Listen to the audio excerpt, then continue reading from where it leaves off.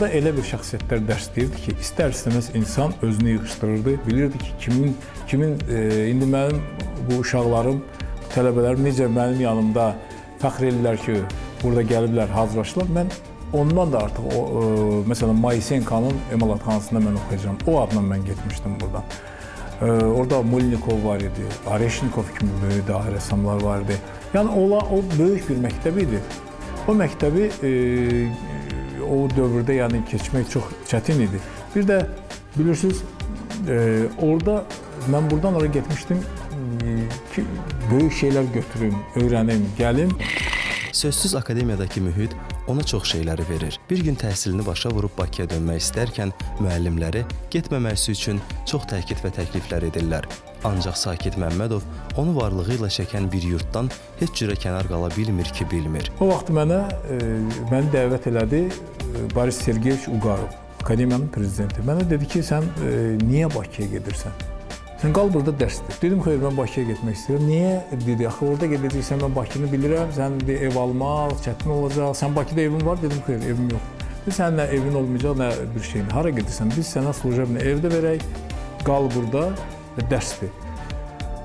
O hüccə, yenə deyirəm, o şir bürcü yenə ortaya düşdü. Yəni, bilməm, məni dilləndirdi. Mən dedim ki, Bakıda Boris Sergeyeviç olmaya bilər edim. Amma mən sizi inandırıram ki, vaxt gələcək, mən sübut edəcəm və mənim adıma küçə olacaq. Bir kənddən çıxmış, gəlmiş və Leningradda gəlib bu səviyyədə oxumaq, yəni mən məqsəd, insan ona görə də sonra anladım ki, insan məqsəd qoyursa, o məqsədlə mütləq çatmalıdır.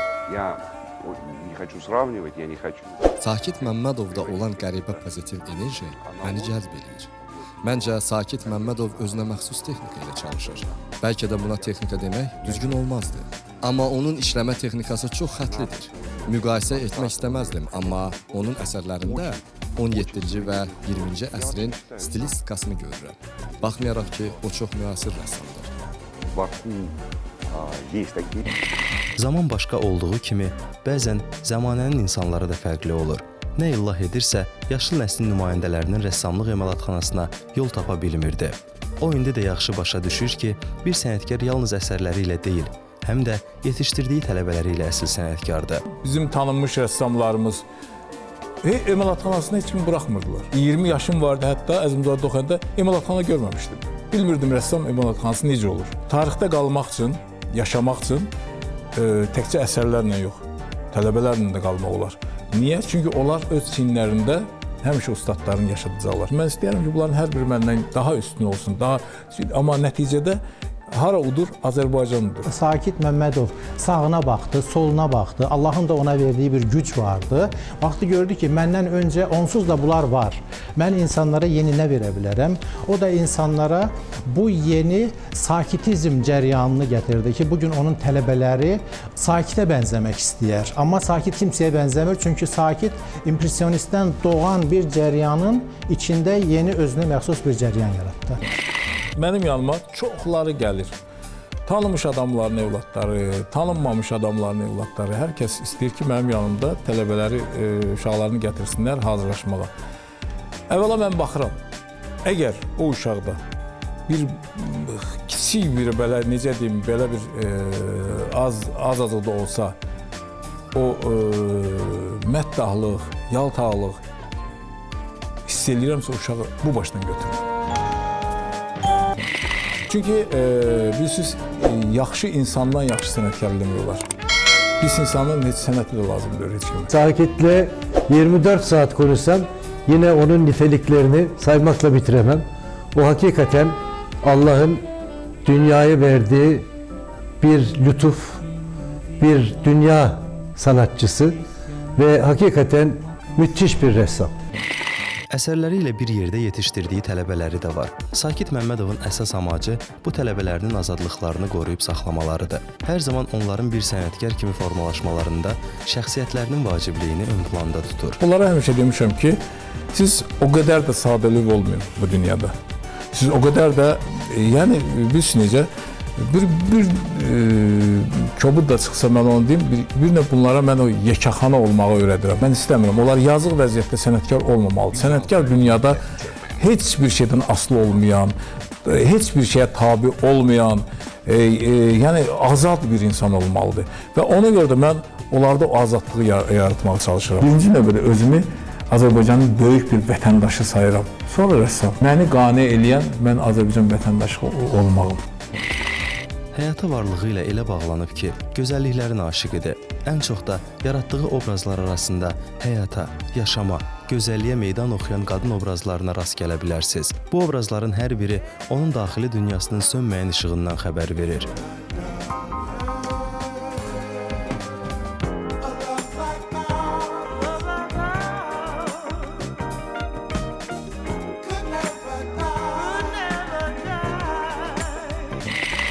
Bir dəfə mənə sual verdilər, kimlərin portretini çəkirsən? Dedim, gözəl xanımların, ağıllı kişilərin. Dedi, niyə görə bəs kişi portreti azdır? Dedim, çünki ağıllı kişi azdır. Olarsız bizim bir günümüz olmasın. Onlar bizim həqiqətən də başımızın tacıdır. Biz onlara qiymət verməliyik. Biz onlara həmişə özümüzdən üstün tutmalıyıq və onları da həmişə əsərlərimizlə sevindirməliyik.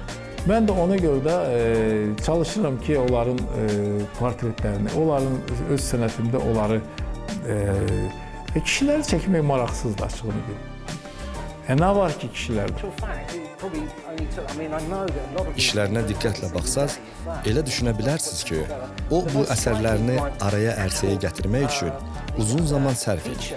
Bildiyim qədərincə Sakit bu cür qiymətli əsərlərini az vaxt ortaya qoyur. Ən təəccüblüsü odur ki, bu əsərlərin hər birinin özünə məxsus cəhətləri var.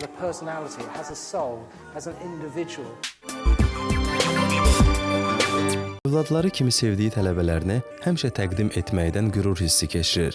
Bu uşaqlar gələcəyin Sakit Məmmədovları, onun ən böyük əsərləridir Qafil. Əvvəla mən Orxanı təqdim edeyim ki, Orxanın o Kraplak qalereyası var. O Kraplak qalereyasının müdürüdür. Bu rəssamların əsərlərini tanıtmaqla məşğuldur. Məsəl üçün, Cəsarda bir başqa xüsusiyyət var. O xırda detallarla çalışır ki, yəni onun o xüsusiyyəti odur. Biz emalatxanada atasözü işlətmirik. Burada hamı eyni səviyyədədir. Onu hiss etdim. Mən də onu istəyirəm ki, belə olsun. Uşaqlıqdan atamın işlərini görmüşəm və onun necə elədiyini, o rəngləri necə aldığını, onu bilmirdim. Yavaş-yavaş öyrənməyə çalışırdım. Amma mən atamdan çox şey öyrənmişəm və öz əsərlərimdə öyrəndiklərimi özümə məxsus eləməyə çalışıram. Çünki eyni ilə olmağı necə yaxşı deyil. Akşin tamamilə başqa cür rəssamdır. Heç bənzərliyi yoxdur. Bu başqa cür çəkir. Nizar belə bir rəssamdır ki, o bir sərbəst yarım saata çəkər, çıxar gedər, qoyar, atar gedər. Yəni belə bir adamdır. Bunun xarakteri budur. Mən bunu məcbur edib 5 saat otuzdura bilmirəm. Nəsə Sakit əsərlərinə baxanda hər bir nəsə özləmək olur. Yəni, o qədər dərin əsərlərdir ki, hər bir rəsmdə hər dəfə baxanda həmişə yeni bir şey özləmək olur. Türksoyda iştirak etdim mən. Orada da türkçülü dövlətlərdən rəssamlar qatılmışdı. 14 ölkədən 20 rəssam qatılmışdı. Yəni orada da mən çox şad oldum ki, orada hər kəs Sakitəni tanıyır. Artıq orada mən gələndə mənə deyirlər, Afşanları Sakit Məmmədovun tələbəsi. Gələndə çox maraqlıdır ki, bu türk dilli ölkələrin bayraqlarını çəkmişdi və Dostluq körpüsünün. Mən buna bir irad tutub. Dedim, sən niyə görə Türkiyənin bayrağını 4-cü çəkmişdin də, 4-cü çəkmişsən.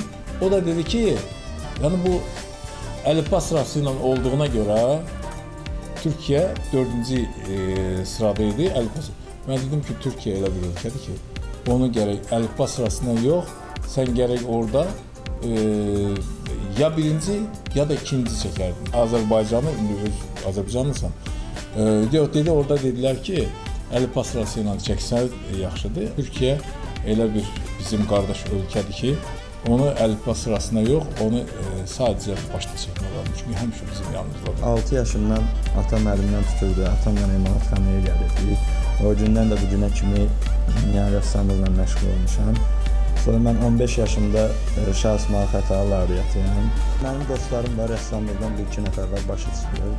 Yəni hansısa bir yerdə oturublar, atamın əsərini görüblər, aşağıdan ad yazılmıyor. Mən zəng ediblər ki, Nizar, məsələn, Atovun əsərini gördüm.